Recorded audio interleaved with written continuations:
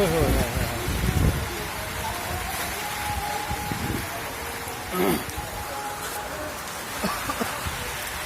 वालेकुम और सब भाई खैरियत से हैं माशाल्लाह माशाल्लाह। अल्लाह तंदुरुस्ती दे अल्लाह ताला। तो हूँ बहुत तेज़ बारिश लत पी है जी, जो कि एक दो दिन हो गया वाढ़ी बैठे दे। तो सवेरे भी काफ़ी लोगों ने वाढ़ी बहना ही, बस मर्जी अल्लाह ताला दी। तो देख लो कितनी तेज़ बारिश लत गई है।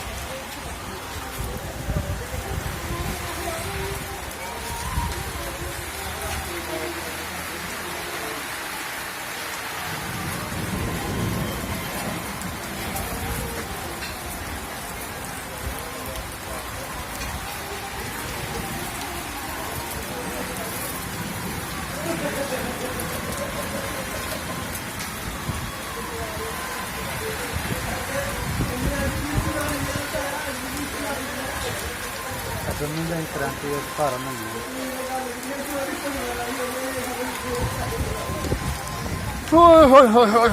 तेज बारिश।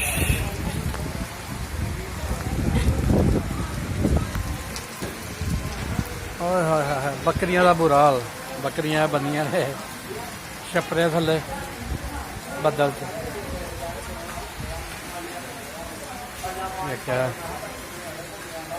एक पता नहीं कितने गई है, एक तो बंद आया था दानिश।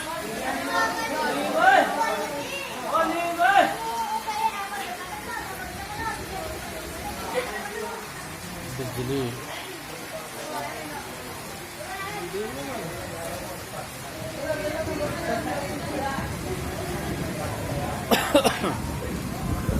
सिर्फ सड़क क्रॉस की है दौड़ के। देख लो सारे कपड़े गिले हो गए ने, इन्नी तेज बारिश लगी दी आ।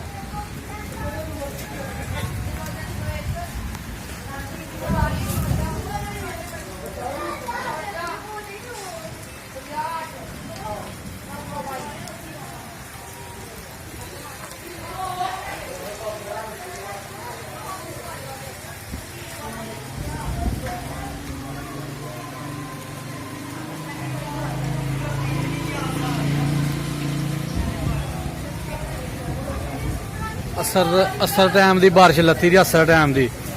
तो 6 बज गए ने, 1 घंटा हो गया बारिश लत्थे दे। तो असी हाली असर की नमाज पढ़नी है। हूँ दुकान के अंदर ही पढ़ने, वुज़ू करने की हिम्मत नहीं पैंदी भी बारिश लत्ती दी है। बिजली भी बड़ी कड़कदी पई है।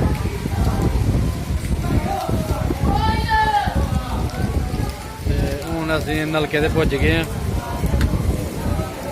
हूँ वुज़ू करने इंशाअल्लाह। असर दी ते शाम की नमाज का वुज़ू इकट्ठे ही हो जाएगा तकरीबन।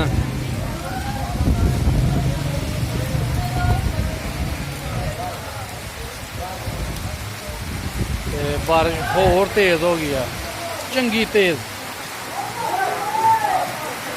अल्लाह खैर करे।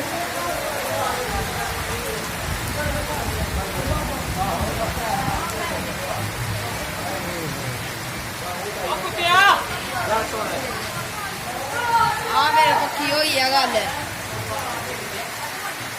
जाना सवेरे बाल कटाना है यार। नहीं जानी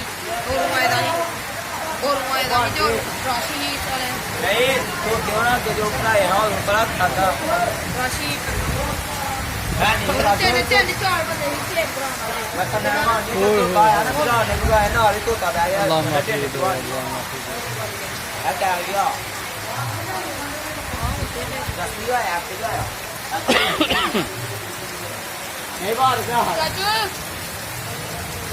लो जी बारिश बहुत ज़्यादा तेज़ हो गई। अल्लाह खैर करे, फसलां पक्की दियां ने, बस अल्लाह की मर्जी है।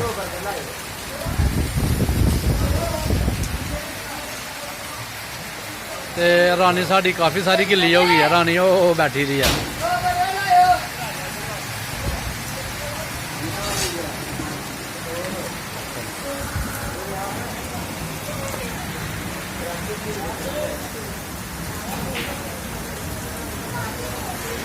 ਲੋ ਜੀ ਮਾਸ਼ਾਅੱਲਾ ਹੁਣ ਅਸੀਂ ਅਸਰ ਦੀ ਨਮਾਜ਼ ਪੜ੍ਹਨ ਲੱਗੇ ਆ ਤੇ ਫਿਰ ਇਨਸ਼ਾਅੱਲਾ ਸ਼ਾਮ ਦੀ ਨਮਾਜ਼ ਪੜ੍ਹਨੇ ਆ। ਸਾਨੂੰ ਲਾਈਕ ਕਰੋ, ਸ਼ੇਅਰ ਕਰੋ, ਸਬਸਕ੍ਰਾਈਬ ਕਰੋ ਤੇ ਬੱਦਲ 'ਚ ਇੰਜੋਏ ਕਰੋ। ਬੱਦਲ ਕਾਫੀ ਤੇਜ਼ ਹੋ ਗਿਆ।